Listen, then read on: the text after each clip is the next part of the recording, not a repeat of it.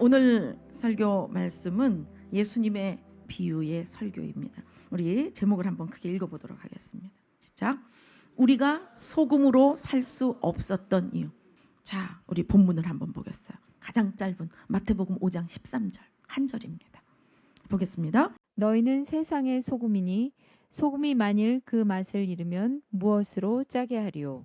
후에는 아무 쓸데없어 다만 밖에 버려져 사람에게 밟힐 뿐이니라.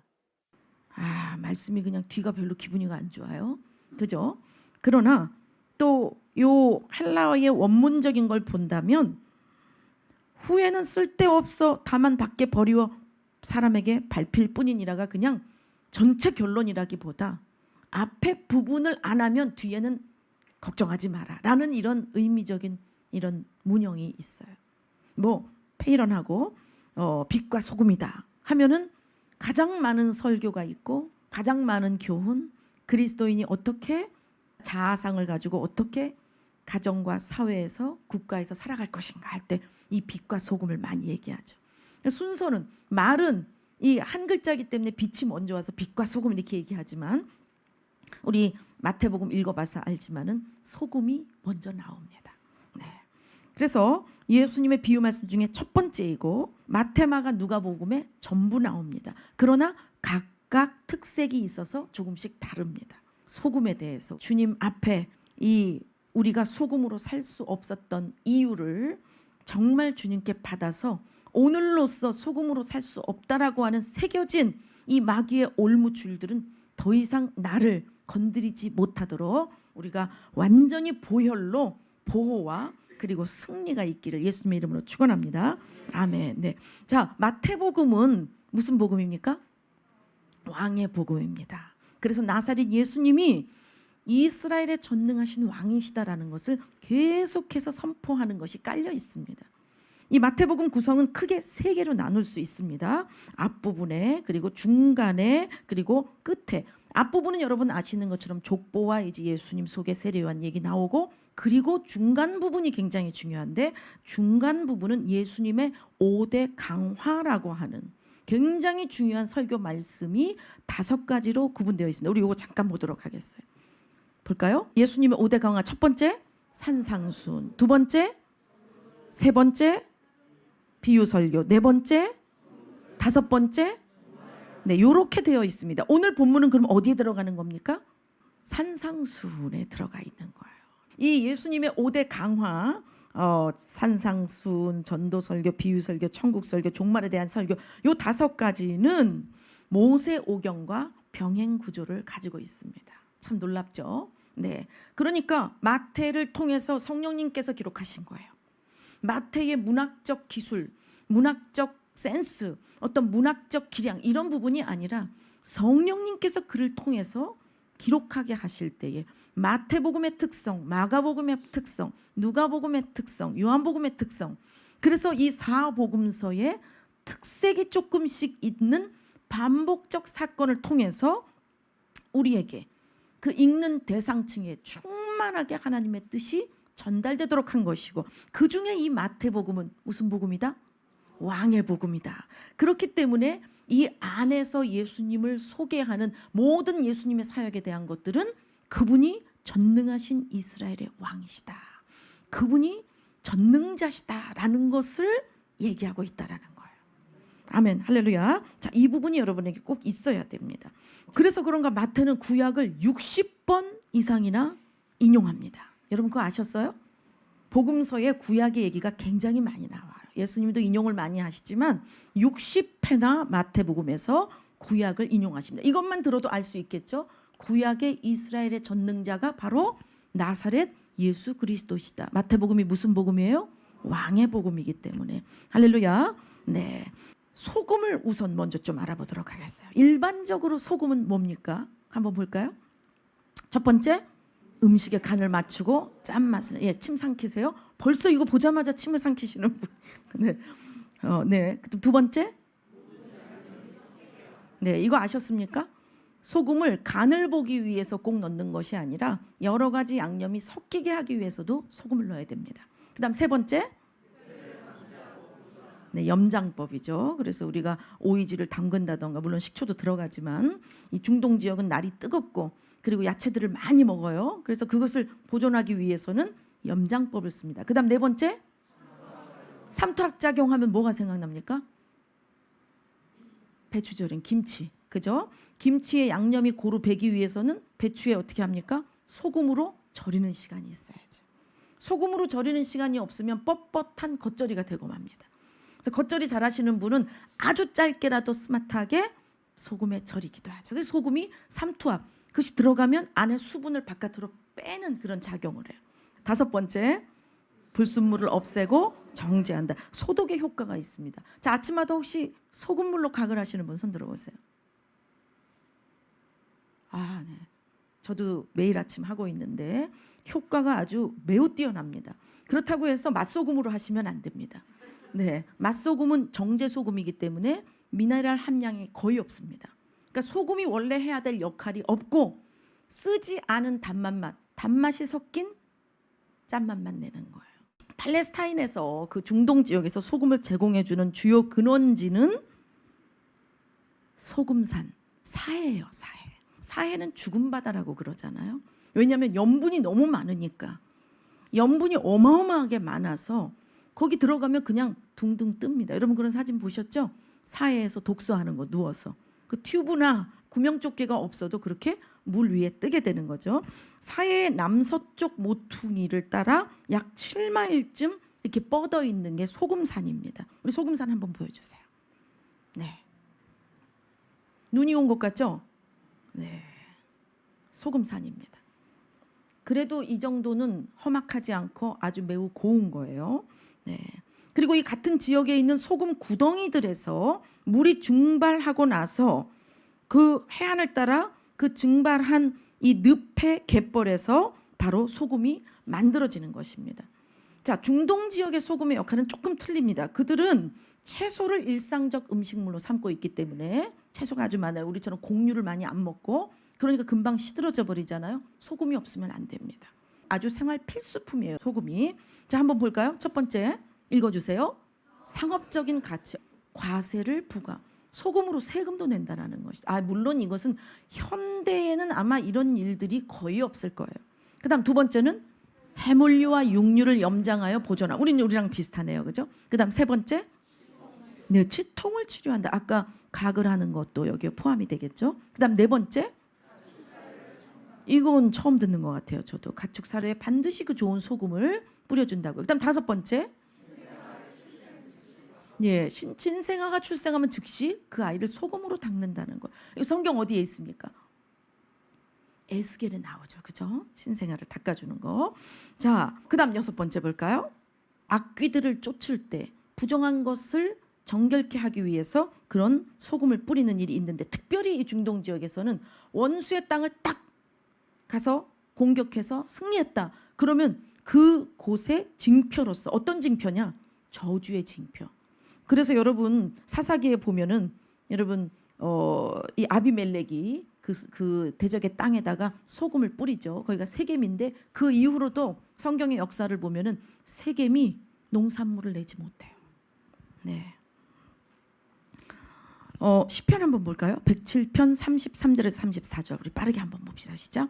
여호와께서는 강이 변하여 광야가 되게 하시며 샘이 변하여 마른 땅이 되게 하시며 그 주민의 악으로 말미암아 옥토가 변하여 염전이 되게 하시며. 염전이 뭡니까? 그렇죠. 소금을 얻어내는 소금 터죠, 그죠? 염전에서 소금을 만들어낸단 말이죠. 그러니까 주민이 악하면 그 주민 악한 것 때문에 그 땅까지도 옥토였지만 염전으로 바뀌어버리냐. 그러니까 소금이라는 것이 우리는 지금 계속 열거했던 부분이 굉장히 우리 신체에 생활에 유익을 줬는데 이 땅이 소금으로 바뀐다라는 것은 생명을 낼 수 없다라는 것도 의미하고 있는 거예요. 자, 일곱 번째 볼까요? 읽어요. 동맹에 대한 징표로 빵과 소금을 함께 먹음. 그럴 때 이런 말들이 아직까지도 남아 있어요. 중동에. 읽어봅시다. 우리는 오랜 친구다. 우리들 사이에 소금이 있다. 내가 소금을 사랑하는 것 같이 당신을 사랑한다. 이렇게 함께 빵과 소금을. 아니 무슨 빵을 소금이랑 먹어? 지금도 유럽이나 이 어딥니까? 유럽으로 알고 있는데 그 식사빵, 곡류로 만든 빵들은 소금을 이렇게 뿌려서 먹습니다. 우리는 주로 흰빵을 먹잖아요. 그죠? 흰빵에 베이킹 파우더가 들어갔거나 이렇게 발효해서 부푼 부드러운 흰빵을 먹지만 유럽 지역은 검은 빵을 먹죠. 곡류가 들어가 있는 푹신하지 않은 빵. 거기는 먹으면은 그 온갖 종류의 곡류들이 막 다 박혀 있고 견과류가 박혀 있는데 고소한 맛은 있지만 아무 간이 안 돼 있단 말이죠. 달지도 않고. 그래서 거기에 소금이 항상 있어요. 식탁에. 소금을 빵에다가 뿌려서 먹습니다. 실제로. 그래서 이렇게 빵과 소금을 같이 먹는 사이는 동맹을 맺은 사이고 너와 내 사이에 이렇게 소금이 있을 때에는 이것은 너와 나는 변치 않는 사이다. 이렇게 되는 거예요. 그리고 영구 동맹. 영구히 동맹을 맺을 때는 소금친 빵을 먹음으로 혹은 소금만 먹음으로써 영구 동맹이 체결이 됐어요. 지금처럼 나라의 그 뭡니까 대통령이 만나서 뭘 사인하고 이렇게 수교를 맺는 게 아니라 소금으로 동맹을 맺었다라는 거예요. 그래서 소금이 얼마나 중요한지 여러분이 아시겠죠? 네. 대신에 또 역적, 반역자, 반역자에 대한 이 페르시아 말은 어떤 말인가 한번 볼까요? 네메크카람, 네메크카람 이거 무슨 뜻이에요? 소금에 충실하지 않은 자. 그 역적이라는 말이 의미가 다른 게 아니라 소금에 충실하지 않은 자. 그럼 여기 소금이라는 걸 뭘 의미할까요? 변하지 않는 것. 그죠? 변하지 않는 것. 너와 나 사이에 변함없는 관계, 진실성. 이걸 의미하는 거죠. 레오나르도 다빈치의 최후의 만찬 그림은 복원하지 않으면 잘 알아보기가 어려울 정도로 많이 파손이 됐는데 복원이 됐습니다. 우리 한번 볼까요? 가운데 계신 분이 예수님이시죠. 네, 어느 정도 아시겠습니까? 누가 누군지 잘 모르시겠죠. 그죠? 아마도 여기 예수님 바로 옆에 손 모으고 있는 분이 네 요한일 거예요. 천둥번개 요한.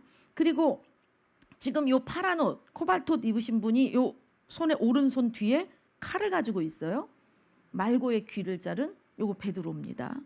그 유다가 어디 있을까요? 가룟 유다. 한번 네 축소해 주세요. 예, 요겁니다. 요게 지금 유다입니다. 오른손에 뭐 쥐고 있습니까? 돈주머니. 예수님을 팔아넘긴 돈주머니. 그럼 이거 시제가 안 맞나? 이거 뭐 이렇게 표현했을까? 다 이것은 상징적인 부분이 튀어나와 있고 감춰져 있는 거예요. 그림이기 때문에. 자, 그런데 한 번 더 자세히 더 들어가 보세요. 요게 요 동그라미 요게 뭔 줄 아세요? 소금병입니다. 소금병이 어떻게 돼 있어요? 쓰러져 있다는 거예요. 그러니까 레오나르도 다빈치가 알고 있는 그 소금이라는 게 얼마나 역사적으로도 연구를 했겠어요. 그 사람이 거의 천재인데. 그러니까 그 소금이 너와 나 사이의 신의, 동맹, 변하지 말아야 될 약속, 영원 불변해야 될 관계 이런 게 있는 것인데 가룟 유다는 오른손은 그 사람의 의지, 인격, 그죠? 그 사람의 목적, 그 사람의 성품 이런 부분들을 의미하죠. 또 의를 표현하죠. 거기에 돈이 대신 차지를 하다 보니까 예수님 보고 있고 겉모양새로 볼 때는 굉장히 온순하고 여기 굉장히 착실해 보이지 않습니까? 온순해 보이고 생각이 많아 보이죠. 그죠? 근데 베드로를 굉장히 무서워하는 것 같아요. 네, 평소 많이 질렸던 것 같아요. 네, 소금병이 엎어져 있는 것으로 알 수 있습니다. 네. 이렇게 그 시대의 그 소금이라고 하는 것이 레오나르도 다빈치 시대에도 역시 고대 때부터 내려오는 소금에 대한 이미지는 바뀌지 않았다. 아멘. 네. 자, 예수님은 이 제자들에게 소금에 대한 말씀을 하시는데 우선은 구약에 대한 걸 우리가 좀 알아야 됩니다. 레위기 말씀 볼까요? 레위기 2장 13절 시작. 내 모든 소재물에 소금을 치라. 네 하나님의 언약의 소금을 네 소재에 빼지 못할지니 내 모든 예물에 소금을 드릴지니라. 이렇게 모든 소재에다가 소금을 같이 치도록 하셨다라는 거예요. 정결하게 하는 것, 부정한 것을 정결하게 하는 거죠. 자, 레위기의 이 언약의 소금, 이것은 언약의 소금이란데 이건 하나님과 그의 백성의 관계성에 대한 문제예요. 재물이 썩을까봐 염장법, 그 맛을 내려고 이것이 아니라는 거죠. 여기서는 하나님과 그 소재를 드리는 하나님의 자녀, 백성과의 그 관계성이 이 제사로 인해서 영원할 것이다. 이 제물로 인하여 너의 속죄와 헌신은 영원하다라는 의미에서 소금을 뿌리는 것입니다. 자, 그다음 출애굽기 30장 34절에서 35절 읽겠습니다. 여호와께서 모세에게 이르시되 너는 소합향과 나감향과 풍자향의 향품을 취하고 그 향품을 유향에 섞되 각기 동일한 중수로 하고 그것으로 향을 만들되 향 만드는 법대로 만들고 그것에 소금을 쳐서 성결하게 하고, 여기도 보니까 그 향을 만들 때 소금을 쳤어요. 그런데 여러분 생각해 봐야 될 게 있습니다. 아까 소재도 그렇고 지금 향도 그렇고 이런 제물은 보존하는 시간이 없어요. 그 제물로 드려지면 바로 주님 앞에 드려져서 태워지던가 흔들던가 뿌리던가 드려야 되기 때문에 보존 유지할 필요가 없어서 소금을 칠 필요가 없는데, 보존성을 위해서가 아니라 이것은 아까 말씀드린 것처럼 영원성과 성결에 대한 부분 때문에, 그 영원함과 성결함에 대한 부분의 약속 때문에 소금을 치라고 하시는 겁니다. 네. 이 미슈나에 보면은 심지어 희생 제사를 드리는 그 불에 땔감에도 소금을 쳤다는 거예요. 네. 아까 에스겔의 16장에 우리가 갓 태어난 아기를 또 소금으로 닦았습니다. 근데 주님은 소금이 그 핵심 성분이 짠맛인데 짠맛을 잃어버린 경우를 딱 제시를 하셨단 말이에요. 본문에서. 그죠? 짠맛을 잃으면 어떻게 되겠냐. 그 짠맛이 없다. 소금이 짠맛이 없다. 그 대부분 죄송하지만 해설을 하시는 분들이나 설교하시는 분들은 이것은 짠맛이 없는 소금은 성립될 수 없다. 단맛이 없는 설탕이 있을 수 없는 것처럼 어떻게 소금이 짠맛이 없을 수 있느냐. 그러니까 이것은 예수님께서 좀 있을 수 없는 상황, 가상의 상황을 말씀하신 거다. 그러니까 그렇게 되지 않도록 하라. 역으로 강조점을 하는데 그러지 않습니다. 예수님이 말로 그렇게 이렇게 어렵게 하시지 않는다는 이 비유는 실생활에 굉장히 쉽게 이해시키기 위해서 드는 하나의 예란 말이에요. 그렇죠? 네. 자, 이 증거는 어디에 있느냐? 중동 지역의 소금은 기온이 높은 지역에서 바닷물을 증발시켜서 만듭니다. 그 과정에서 소금기를 잃어버리는 경우가 종종 있는데 어느 경우인가? 너무 오랫동안 공기 중에 노출을 하면 다른 이물질이 섞이면서 소금의 그 순도가 현저히 떨어진다고 합니다. 그런 소금은 짠맛이 전혀 나지 않는 돌소금이 된다고 해요. 이것을 암염이라고 하는데 우리가 아는 짠맛이 나는 암염이 아니고 짠맛을 잃어버린 암염입니다. 한번 사진 볼까요? 자, 이렇게 암염, 오랜 시간 땅 속에서 딱딱하게 돌처럼 굳은 소금 덩어리입니다. 그런데 이것도 제가 보기에는 짠맛이 나는 암염일 가능성이 많아요. 지금 여기서 말씀하고 있는 예수님이 예를 든 암염은 오랫동안 어떻게 됐느냐? 지층처럼 이 소금의 층들이 바람에 의해서 다른 불순물이 끼어들어서 거기서 수분도 없고 그리고 노폐물이 또 거기에 섞인 혼합물들이 그 소금의 성질을 완전 다 빼버린 거예요. 그래서 전혀 짠맛이 없습니다. 하나도 짠맛이 없어요. 그래서 이 현대적인 시각으로 예수님이 하신 말씀을 짠맛이 없는 소금은 있을 수 없다. 그러니까 그렇게 되지 말라고 하는 거다라고 존재성에 대한 문제로 자꾸만 소금을 끌고 가기 때문에 우리는 계속 주님을 멀리 떠날 수밖에 없는 상황이 되는 것입니다. 그리고 너무 놀라운 것은 맛을 잃어버리다라는 이 말을 한번 볼게요. 맛을 잃어버리다. 모라이노라는 뜻이에요. 무슨 뜻입니까? 어리석다, 어리석게 행동. 맛을 잃어버리다 그러면 왠지 이 혀의 오감 중에 그 감각, 미각의 부분을 얘기할 것 같은데 어리석다, 어리석게 행동하다 이것은 사람의 어떤 기능, 그죠? 지식적인 부분, 인품, 성격, 그죠? 행동 방식 이런 걸 의미하는 거죠. 전혀 다르죠. 그 맛을 잃어버리다라는 것이 모라이노인데 어느 말에서 나오냐? 모모스라는 말에서 나온 말이래요. 모모스는 무슨 뜻입니까? 결점, 오류, 치욕, 비난, 불명예 이런 뜻이라는 거예요. 그러니까 소금이 맛을 잃어버렸다라는 것은 짠맛 없어라고 그냥 그 미각을 자극할 수 있는 짠기가 사라졌다는 뜻이 아니라 주님이 말씀하신 것은 그 소금이 치욕을 당할 것이고 모욕을 당할 것이고 왜? 그 성품과 의지와 인격과 목적과 기능이 완전히 형편없기 때문에 이렇게 말씀하고 계시는 거예요. 자, 누가복음의 이 소금에 대한 말씀 동일하게 누가가 기록한 걸 한번 볼까요? 14장 34절 35절 시작. 소금이 좋은 것이나 소금도 만일 그 맛을 잃었으면 무엇으로 짜게 하리요?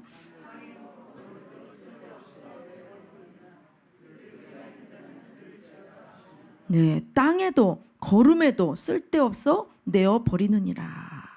이스라엘은 화덕에 진흙으로 만든 화덕에서 오븐에서 빵을 굽습니다. 네. 그런데 가난한 그냥 이 백성들은 그 땔감을 다 일일이 나무를 해서 그 식사를 준비할 수 없기 때문에 가축의 대변을 옥상 같은 데서 햇빛에 완전히 말려서 그것을 땔감으로 사용했어요. 근데 불이 잘 붙지 않는다고 합니다. 그럴 때 우리 연탄은 뭘 통해서 불을 붙였나요? 번개탄이죠.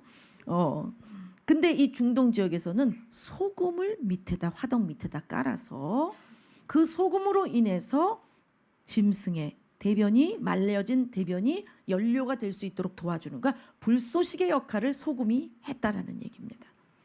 이제 이 부분을 가지고 예수님이 하신 말씀이다라고 하는 것이 왜 그러냐? 몇 번을 사용해도 이제는 더 이상 불쏘시개의 역할을 소금이 못한다. 그럴 때는 그 화덕에서 소금을 긁어서 내다 버렸다라는 거예요. 자, 그렇기 때문에 이스라엘에서 살다 오신 분들은 지금 우리 마태복음의 이 예수님의 이 말씀이 바로 화덕에 대한 이야기다. 그도 그럴 것이 주님은 이 세상의 소금이라고 말씀하셨지만 그 세상이 코스모스가 아니라 헬라어의 게라고 하는 땅을 얘기하는 거예요. 그 땅의 흙으로 만든 이 화덕 안에서 일어나는 소금의 일이다. 이렇게 풀이를 하시는 분들도 있습니다. 그러나 그것은 소금이 짠맛을 잃어버릴 수 없다라는 전제하에 나온 해석이고 또 이 설명도 우리는 어느 정도 감안하여 생각할 수 있죠. 왜? 소금이 그렇게 좋은 역할로 불쏘시개감이 됐었다가 제 역할을 못하면 긁어서 버리기 때문에. 소금 신세가 좀 철학 맞습니까? 그런 이미지가 있잖아요. 그죠? 그런데 아까 제가 말씀드린 대로 소금이 제 시간에 그 소금이 가야 할 장소를 향해서 얼른 주인의 손에 붙잡혀서 그 순도가 100%로 미네랄이 많고 짠맛도 단맛도 다 있는 상태에서 주인의 식탁으로 가야 되는데 너무 오랜 동안 세상 공기를 쐬다가 그 미세한 혼합물들이 들어와서 굳어지고 수분은 빠지고 그러면서 완전히 짠맛을 잃어버릴 때에는 그건 어디에도 쓸 수 없기 때문에 어린아이들이 노는 공터에 그것을 깔아준다고 해요. 아니면 가축이 사는 곳에 깔아주기도 한답니다. 그래서 그걸 밟고 지나가게 된다. 이 말씀을 하는 것입니다. 자, 똑같은 말씀이신데 9장 50절 읽어봅시다. 소금은 좋은 것이로되 만일 소금이 그 맛을 잃으면 무엇으로 이를 짜게 하리요? 너희 속에 소금을 두고 서로 화목하라 하시니라. 그러니까 소금을 속에 두라고 하시는 거 보니까 아까 우리가 배웠던 대로 그 소금은 영원함을 의미하고 동맹을 맺는 것이고 정결하게 하는 것이고 부정을 없애고 거룩하게 하나님 앞에 하나님과의 관계를 영원히 갖도록 하는 것이 소금의 의미다. 이것이 있는 거죠. 근데 그것을 어디다 두느냐? 재물에다 뿌리는 것이 아니라 우리 속에 그 소금을 두라고 하시는 거예요. 그러니까 너희 속에 다른 것이 아니라 속에 소금을 두고 서로 화목하라 하시는 거예요. 여러분 아까 들었던 것처럼 여기서 소금을 여러분의 출중한 인격이나 성품 그리고 사람 관계의 어떤 유용함 이런 것으로 해석하면 절대 안 됩니다. 특별히 예수님을 볼 때 그런 모델링으로 그런 모범적인 위인으로 나도 모르게 그분이 하나님이시고 그분이 창조주이시며 그분이 나를 대속하신 구세주인데 지금 내 상황 속에 그분과의 전적인 관계성을 뒤로하고 그분이 한 행동을 보고 따라가려고 하는 것이 있다면 이것은 소금이 되려고 하는 것이지 소금이 되려고 하는 것이지 소금은 아닌 것입니다. 그게 무슨 말인가? 소금이 돼야 되잖아. 주님이 빛과 소금 되라 하시지 않았나? 아니요. 다시 보겠어요. 본문 좀 다시 보여주세요. 마태복음 5장 13절이 오늘 본문이죠. 뭐라 그랬습니까? 너희는 세상의 소금이니. 자, 소금이 되라 하셨습니까? 소금이다라고 하셨습니까? 너희는 소금이 되라라고 하셨습니까? 아니란 말이에요. 그럼 뭐라 그러셨습니까? 너희는 소금이다라고 하셨어요. 벌써 힌트가 오죠? 그럼 너희 속에 소금을 두려면 어떻게 되냐? 사실 주님은 너희가 소금과 같이 행동하라. 소금과 같이 살아라. 너희가 소금이 되려고 애써라. 이렇게 말씀하실 것 같은데 소금이 되라가 아니에요. 너희가 바로 소금이다라고 얘기하는 거예요. 이 부분 굉장히 중요합니다. 아멘. 네. 자, 그래서 예수님이 이 땅에 오신 것은 이 세상을 마치 소금처럼 부패했으니까 그것을 뭐 삼투압작용을 하게 해서 힘 딱 빼놓고 그 다음 부패하지 않도록 소독시키고 그렇게 해서 오신 것이 아니라는 사실이에요. 주님은 이 세상이 부패했지만 그러나 주님의 생명을 다시 주려고 오셨습니다. 네. 그러니까 그 과정은 어떤 필수 조건이 있어야 되는가? 그것은 서로 맞바꿔지는 조건이 있어요. 그것밖에 없는 거예요. 그래서 예수님과 내가 영원한 동맹이 맺어져야 됩니다. 아멘? 할렐루야? 그것이 소금이잖아요. 우리가 출애굽기 잠시 보도록 하겠습니다. 출애굽기 보면은 400년 동안 요셉 기간까지 한다면 430여 년을 아니 노예로 살게 하시고 출애굽 시켰다면 그냥 곧장 가나안으로 가게 하시면 얼마나 좋을까? 가나안에서 뭔가를 하게 하시지. 그런데 광야의 여정 40년이 필수 과정이었어요. 그 광야에 있어서 가장 중요한 핵심 장소는 어디입니까? 시내산이란 말이죠. 네, 시내산. 왜? 시내산에서 무엇을 주기 위한 거예요? 율법을 주기 위한 거예요. 주님은 뜬금없이 하라 하지 마라의 어마무시한 율법을 주신단 말이에요. 또 핵심적인 십계명을 주십니다. 그럼 그 무거운 거를 그들은 할 수 있는 것이 고작 지금 나온 지 최장 기간은 40년인데 그 1년에서 40년까지 살아오면서 지난날에 400년 동안 조상들 뼛속에 있는 노예 근성이 쉽게 빠질 수 있을까요? 한번 생각해 보세요. 빠질 수 있을까요? 그게 어렵단 말이죠.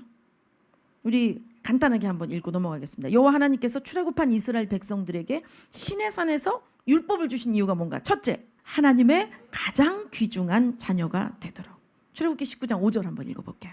세계가 다 내게 속하였나니 너희가 내 말을 잘 듣고 내 언약을 지키면 너희는 열국 중에서 내 소유가 되겠고. 그러니까 많은 나라가 있지만 내 말을 잘 듣고요. 듣고 아까 말씀드렸어요. 쉐마. 내 언약을 지키면 이 언약이에요. 근데 이 언약이 어떤 언약인가를 잘 봐야 됩니다. 너희는 열국 중에서 내 소유가 된다. 이 언약은 하나님은 이스라엘의 하나님이 되시고 이스라엘은 하나님의 백성이 되는 그 관계성을 하나님께서 맺으신 거예요. 할렐루야. 그러면 내 소유가 된다. 이 소유가 우리나라 말은 그냥 소유지만 이 히브리어는 세굴라라는 말 들어보셨죠? 무슨 뜻인가요? 가장 귀한 소유물, 가장 소중한 것. 이게 세굴라입니다. 옆 사람 축복해 주세요. 당신은 주님의 세굴라입니다. 너무 귀하다는, 내가 갖고 있는 소유물 중에 가장 베스트로 귀한, 그것이 무엇을 했을 때? 주님과의 관계, 그 언약을 지키면. 그러니까 이 언약이라고 하는 것은 어떤 조항적인 부분보다는 그 조항이 유지되기 위한 관계성에 대한 부분을 마음으로 지키는 것이죠. 아멘?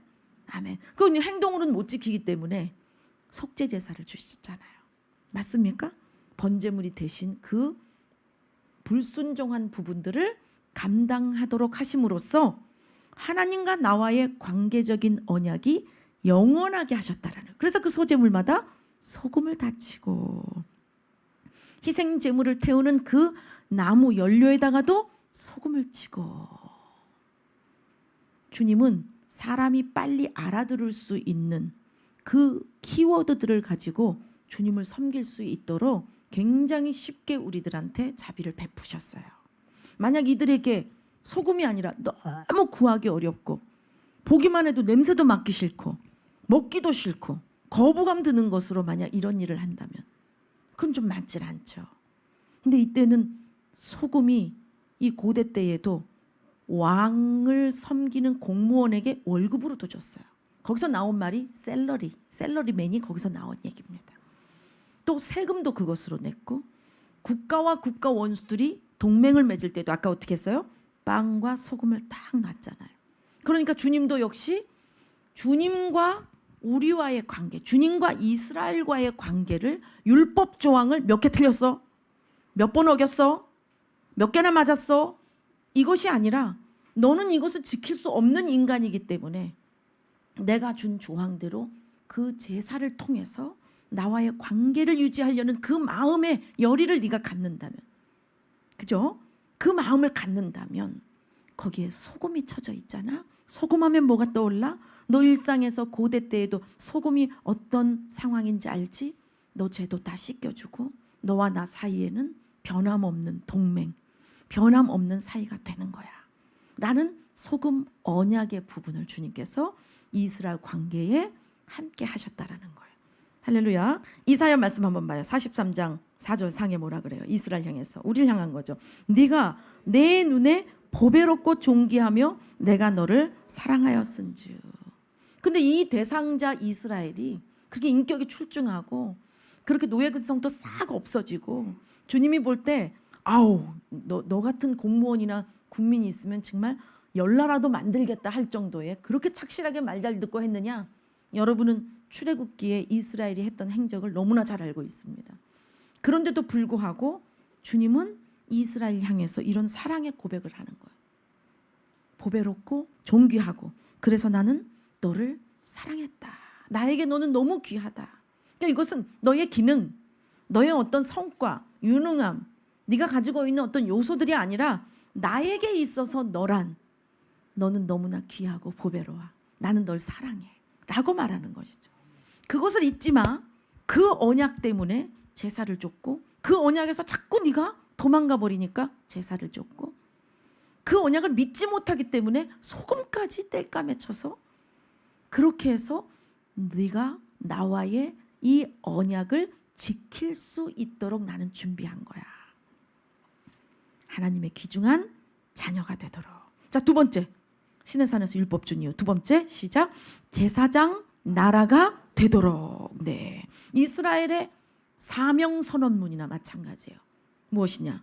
이스라엘에게 주님이 너희는 제사장 나라가 되고라고 하는 거죠. 그러니까 너희만 지금 구원받고 사랑받는 것이 아니라 너희를 통해서 너희를 보고 너희의 삶과 생활과 너희가 하는 말과 너희 생활 방식 전부를 보고 어우 댐댐이가 출중해. 아우 멋져. 이게 아니라 여호와 하나님을 알게 되도록. 아멘. 그 제사장이다 하는 것은 항상 제사를 지내는 그 제사와 관련된 사람이잖아요. 그럼 이스라엘에게 제사가 왜 필요했습니까? 감사하고 사랑하니까 하나님을. 그러나 가장 중요한 거 감사와 사랑이 연합되려면 죄를 대속해야 돼요. 그러니까 그 제사장 민족이 되라고 한 것은 언제나 죄 사함의 은총과 함께 하나님을 만날 수 있다는 거. 죄가 사해지고 대속되지 않으면 그 하나님을 만날 수 없다라는 거. 그걸 보여줘라. 얼마나 하나님이 너희들을 사랑하여서 이 생명이 죽는 대속 제물을 통하여 너희 죄를 씻고 너희와의 언약을 끝까지 지키고자 주님은 너희를 버리지 않는다는 거. 이스라엘 보면서 잘 살고 잘 먹고 자녀들이 잘 되고 유대인들 머리 좋잖아요. 노벨상을 거의 유대인들이 다 휩쓸었고. 아니 얼마 전에도 제가 미국의 유능한 어떤 뭐 경제인 과학자들 본데 거의 70~80%가 다 유대인들이에요. 그것을 보고 제사장 민족이라고 하는 것이 아니라 여호와 하나님께서 이스라엘을 이렇게 용서하시고 그 죄를 대속하신 제물을 통해 이 제사의 언약을 지키면 주님 관계는 유지된다라는 부분. 그분은 변함이 없어서 그걸 또 기다리신다는 거. 더 나아가 지금 우리는 그분이 이미 성육신 하셔서 직접 땅에 오셔서 전 인류 이스라엘만이 아니라 이스라엘이 하지 못했던 그 제사장 민족으로서 좀 형편없이 낙제할 수밖에 없었던 그 일을 주님이 직접 오셔서 12명밖에 안 되는 그 사도들을 통해서 어마어마한 교회를 탄생시키시고 주님의 복음이 증거될 수 있도록 이스라엘의 제사장 역할에 대한 부분을 다 감당하셨죠. 할렐루야. 박수로 예수님 그냥 드리겠습니다. 그래서 이러한 은혜, 신의 산에서 주님의 율법 계명을 받았다면 너는 그 주님의 뜻이 바로 제사장 나라가 되게 하는 것이다. 귀중한 자녀가 되게 하기 위해서. 넌 내 소유야. 그죠? 세 번째, 마지막입니다. 세 번째, 거룩한 백성이 되도록. 지금 미국이 정말 어떻게 제가 볼 때는 이렇게 동시다발적으로 국민들이 이런 도적대가 되는 경우는 미국이 없었던 것 같아요. 마치 무정부 시대처럼. 여러분도 아시죠? 독재 정치보다 더 무서운 거는 무정부라는 거. 네. 그래서 아예 팀워크로 큰 쇼핑센터들을 덮치고 그리고 엄청난 숫자로 그냥 때를 이뤄서 큰 백화점을 아예 휩쓸어 버리는 그러한 도둑질들이 지금 미국에서 일어나고 있단 말이죠. 미국이 어렵다라고 하는 것은 우리에게 어떤 사인이 있습니까? 그냥 보응이다 이렇게 볼 것이 아니라 미국이 감당했던 이 제사장적 사역에 대한 부분들 그리고 이스라엘과의 관계 주님이 주셨던 이 직무 거룩한 제사장이 된 이스라엘에 대하여 주님은 포기한 적이 없으시거든요. 그것에 대하여 약속이 성취될 일이 남아있거든요. 그렇기 때문에 지금 미국을 세워서 그 이스라엘의 회복을 돕고자 하는 데에 주님의 계획이 어느 정도 성취되고 있는가에 대한 것. 그것은 미국의 경제 발전이나 그리고 국가 안정 그리고 정치권의 그 기독교를 향한 자세와 그 정책 이러한 부분들을 보면 알 수 있습니다. 그럼 우리는 그 좌표들을 좀 그려봐야 되는 것이죠. 역시 대한민국도 선교학자들이 조사해 본 결과 한국의 대한민국의 GNP와 국민 1인당 GNP와 선교사 파송 숫자는 비례했다고 합니다. 단 한 번도 틀린 적이 없대요. 그 GNP가 올라갈수록 어떻게 됐다는 거예요? 복음 증거하러 많은 사람이 나가게 됐는데 이 나라가 더 못 사는데 우리나라라도 건사해야지. 이건 인간적인 경제 원리의 시각이에요. 선교는 어떻게 가는 것이냐? 하나님이 가라는 곳에 가야 되는 겁니다. 할렐루야. 절대 경제 원리로 생각하지 마세요. 그러니까 선교지를 택할 때 여러분 시각 중에서도 아니 국내에도 이렇게 가난하고 못 먹고 어려운 사람들이 많고 애들이 많은데 주거의 보호를 받지 못하는 아이들 굉장히 많습니다. 부모가 계셔도 노부모가 계셔도 그러면 그 지역으로 차라리 가서 그들에게 복음을 전하지. 언어도 잘 통하고 그럼 시간도 단축될 것이고 방법론도 많을 텐데 복지 정책 이런 거 공급받으면 얼마나 수월하겠어요. 선교사 나가려면 언어 배우고 문화 배우고 거기서 자리 잡는 데만 해도 어마어마한 세월이 지나가잖아요. 그럼 국내를 먼저 돕지. 선교 얘기할 때부터 여러분에게 성령님께서 기름 부어주십니다. 그러나 선교는 인생 먹고 사는 일들에 대한 그 원리, 그 계산에 의하여 그 결과에 의하여 결정하는 것이 아니라 그를 부르시고 세우신 그 선교사를 부르시고 세우신 주 예수 그리스도께서 그분의 영 성령님께서 가라고 하는 곳에 가야 되는 거예요. 할렐루야. 그분의 계획이 있는 겁니다. 우리는 인류가 다 잘 먹고 잘 살기를 바라고 가난하고 헐벗고 병든 일이 없었으면 좋겠다.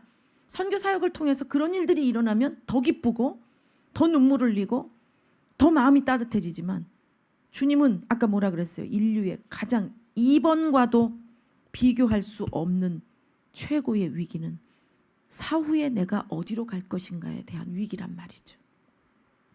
그러니 주님은 영원의 시각, 영원성으로 이 피조 세계를 보고 계시기 때문에 한 사람 한 사람을 볼 때에 지금 네가 뭐가 어떻고 어떤 관계가 그렇고 몸이 어떻고 시간이 어떻고 무슨 계획이 어떻고 상처가 어떻고 어려움이 어떻고 이것이 아니라 네가 곧 인생을 다 두고 하나님 심판대에 서야 될 그 날 남은 시간을 주님은 보고 계시는 거예요.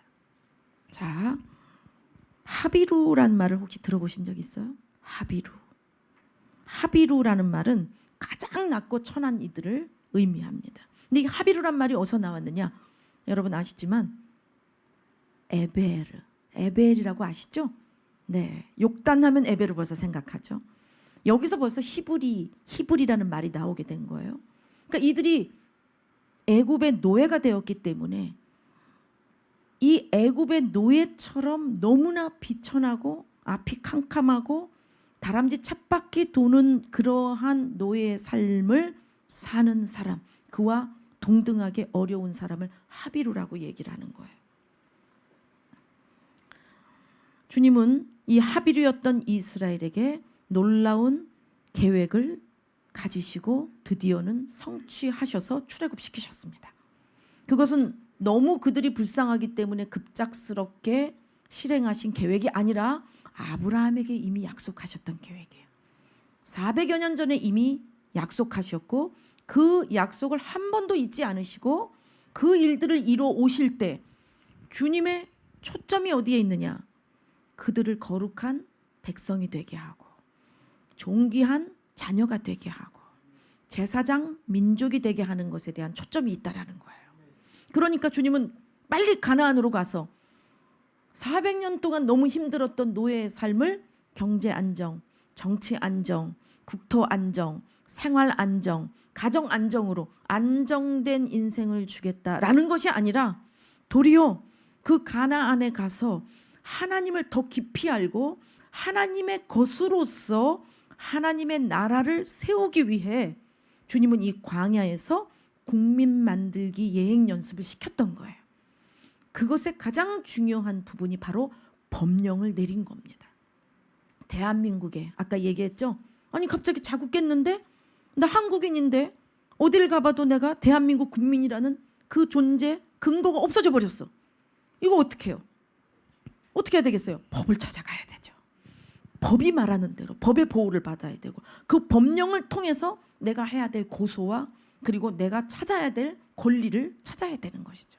주님은 무엇보다도 그 이스라엘 백성이 가나안에 들어가서 하나님의 나라의 백성으로서 하나님의 자녀, 하나님의 이 백성 그리고 거룩한 제사장의 사명을 감당하기 위해서 어디까지?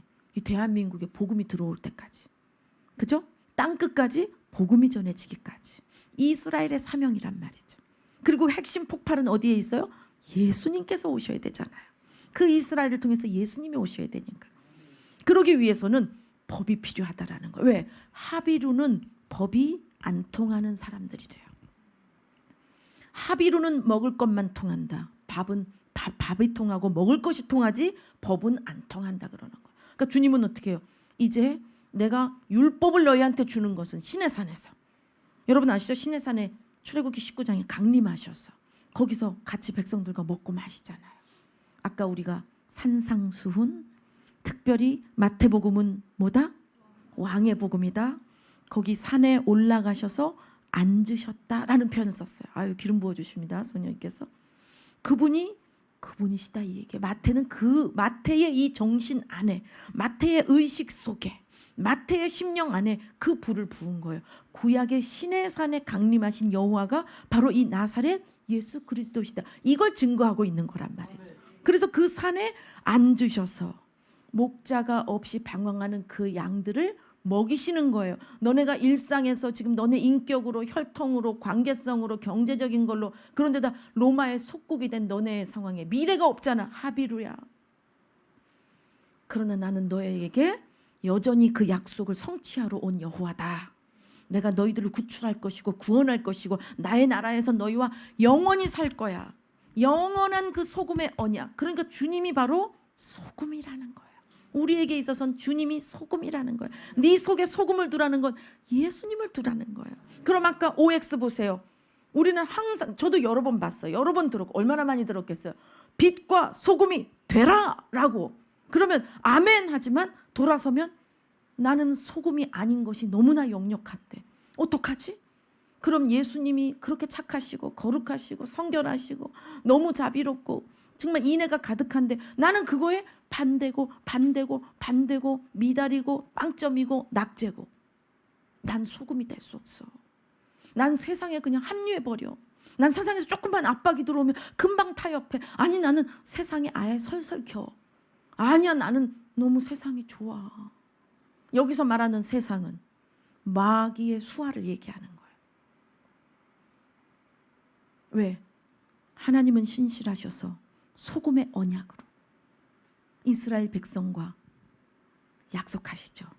나는 너의 하나님이야. 너는 나의 백성이야. 그냥 그들이 뭘 잘하고 못하고가 아니라 합의로인데 하나님을 믿고 따라 나온 것만으로 나는 너의 하나님이야. 너는 나의 백성이야. 그리고 아까 세 가지 뭐예요? 율법을 줌으로써 너는 나의 가장 귀한 보물이야.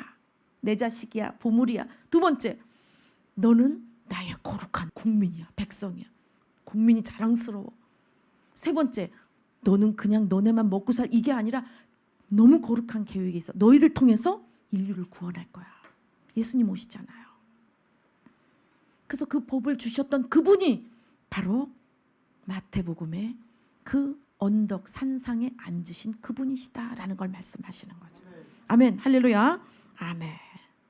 이스라엘은 율법의 정신인 그 사랑을 다 망각해버리고 그 주님이 지켜오신 그 사랑이 얼마나 놀라운가 그건 다 없어져 버리고 율법 조항에 하고 안 하고만 남아서 하는 내 자신만 표면적으로 내세우고 못하는 나는 가리워서 은폐시켜버리는 아담의 부패성을 그대로 가지고 있다 보니까 그것이 불순물이 처음에는 어느 정도 갈라낼 정도가 됐는데 너무 그 안에 생명력을 다 잃고 나니까 여호와 하나님이 누구시지? 이사야에서 아까 뭐라 그래요? 너는 보배롭고 존귀한 자야. 내가 너를 사랑해. 그 사랑의 물이 계속 들어와서 나도 내 이웃을 내 몸과 같이 사랑하라. 레위기 말씀이죠. 그것이 그냥 저절로 흘러가시 돼야 되는데 왜?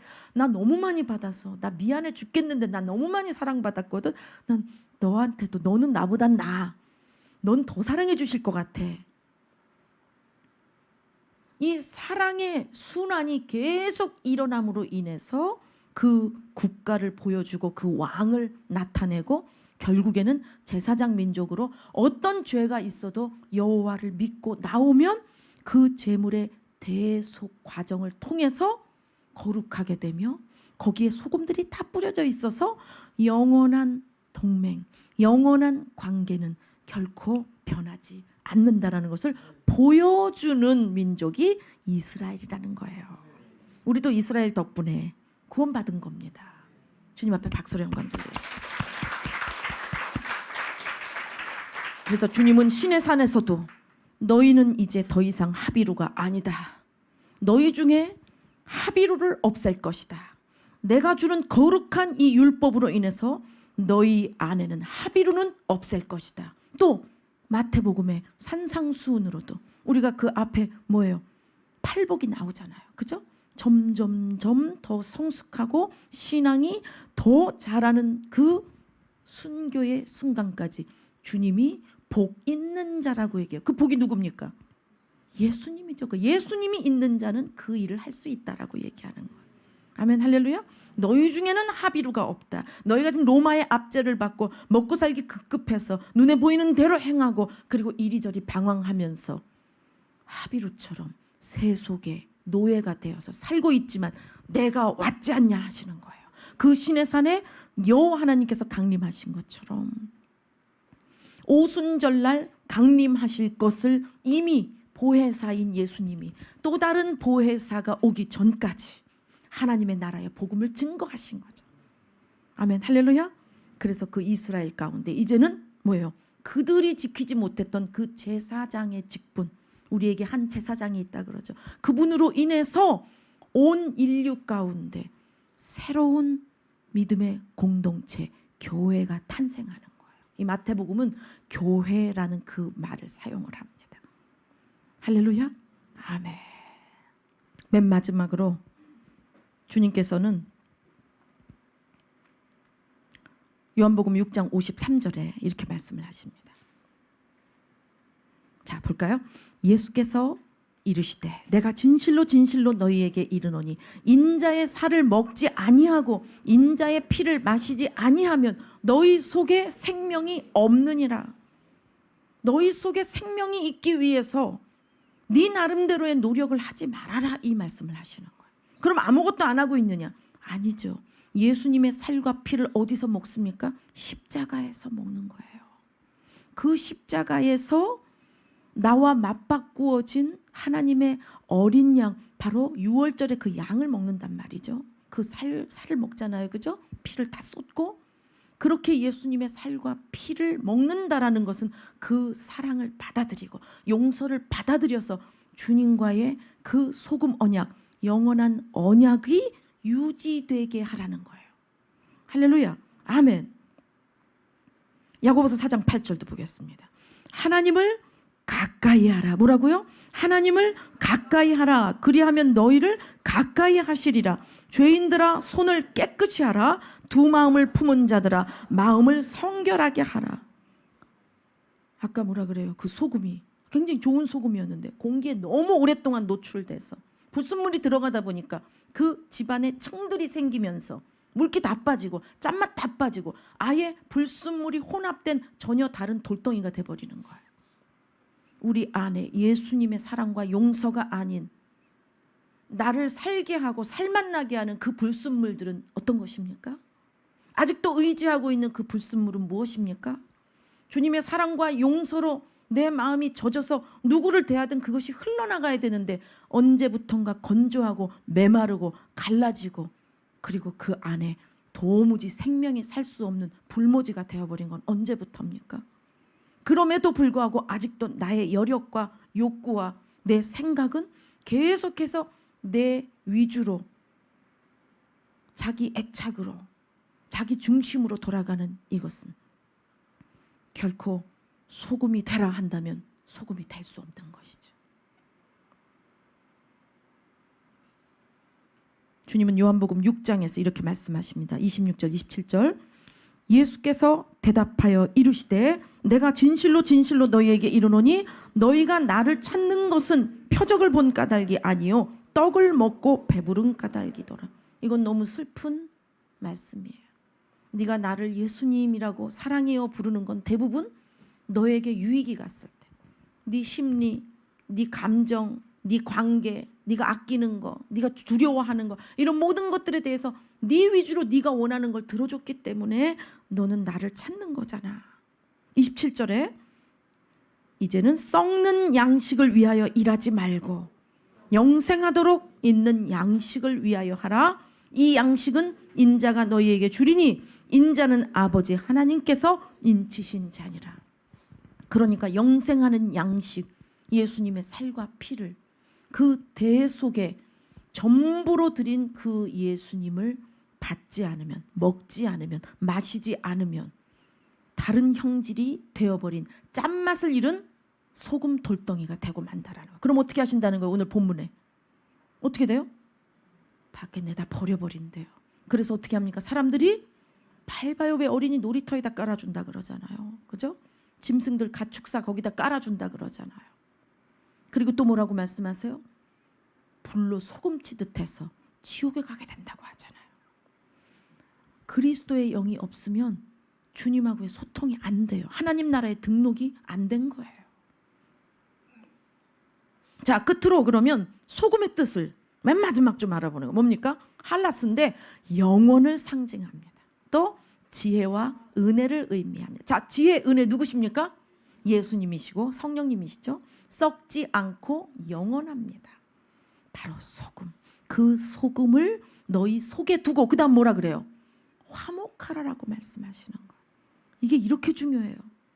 이 화목은 인간적인 평화를 의미하는 것이 아니라 하나님의 나라의 자녀, 아까 그랬죠. 우리 시내산에서 율법을 준 이유 첫 번째 존귀한 자녀, 그다음 거룩한 백성, 그다음에 제사장이 되도록 그 관계성으로 어떤 혈연 관계라도 어떤 원수지간이라도 바로 주님이 이 땅에 오셔서 국민을 하나님 나라의 국민을 만들기 위해 이제 너는 하비루가 아니야. 나는 너희들 가운데 하비루의 딱지를 뗄 것이다 하고 그 거룩한 법을 주심으로써 이루신 그 일에 대하여 믿고 받아들인다면 할렐루야, 그 일을 성취하신 여호와 예수 그리스도의 대속의 살과 피가 소금이 되어서 우리 안에서 주님하고의 관계가 영원하게 해주시고 우리가 드리는 로마서 12장에 우리가 하는 모든 생각, 방식, 언어,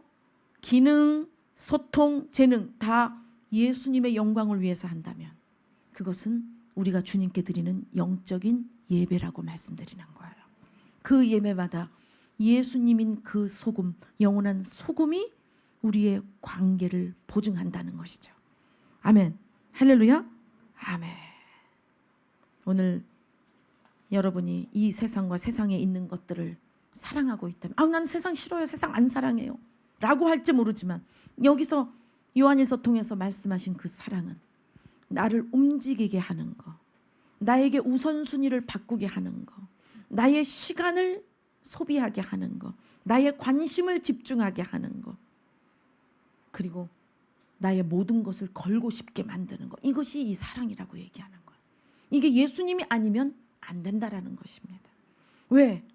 우리의 본성은 합의루이기 때문에, 죄에 대한 합의루이기 때문에, 주님의 법이 아니면, 신의 산에서 주신 그 율법이 아니면, 그 율법을 주신 목적이 바로 세 가지 그 존재를 우리에게 주기 위한 거니까 그 율법, 지금으로서 뭐예요? 주님의 계명을 우리가 주님을 사랑해서 그 사랑이 우리 안에 넘치면 그 사랑이 흘러나가도록 우리는 주님의 것이 되는 것이고, 주님의 백성, 바로 정책과 법과 통치력이 우리를 통해서 나가게 되는 것이고, 제사장, 주님의 대속 제물 대신 보혈이 우리를 통해 흘러나가는 거예요.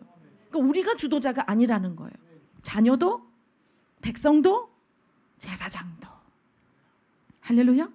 그렇기 때문에 소금이 되라라가 아니라 너희가 바로 소금이다. 너희 속에 그 소금을 둬라라고 하는 건 바로 예수님의 영, 거룩하신 그 성령님. 그럼 그 성령님이 누구와 같이 있는가? 바로 내가 받은 그 사랑과 용서를 감사해서 그것을 가만히 있을 수가 없어서 바로 내 옆에 저 사람도 용서가 필요해. 저 사람도 사랑이 필요해.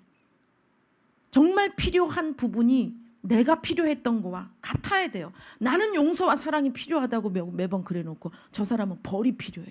저 사람은 책망이 필요해. 저 사람은 징벌이 필요해 라고 한다면 내가 받은 용서와 사랑에 대해서 이미 핍절되어져 있는 굳은 돌소금이 돼버린 거예요. 내가 주님께 그렇게 사랑이 요구되고 용서가 요구되고 그 사랑과 용서가 영원하도록 영원한 소금의 역할을 예수님이 해주셨다면 사람들을 볼 때 저 사람 미쳐있고 악하고 정신 못 차리고 세월을 허비하고 있다. 저 사람 용서가 필요해. 저 사람 사랑이 필요해요. 저 사람 합의로로 살아요. 중독의 합의로, 쾌락의 합의로, 돈의 합의로, 야망의 합의로, 분노의 합의로로 살아요. 저들에게 주님의 거룩한 말씀이 필요해요. 주님의 법이 필요해요. 소금이 되라가 아니라 너희가 소금이다라고 하는 거예요. 아멘. 할렐루야. 그러므로 그 화목은 바로 예수 그리스도를 모르는 원수된 자들과 화목하라고 하는 거예요. 인간 화의 차원이 아니라 예수 그리스도를 모르는 지옥 갈 원수, 영벌받은 영원한 원수가 하나님의 자녀가 되게 하도록 너희 속에 소금을 두라고 말씀하시는 겁니다. 그런 여러분 되시길 예수님의 이름으로 축원합니다. 박수로 하나님께 드리겠습니다. 기도하겠습니다. 계속 기름 붓습니다.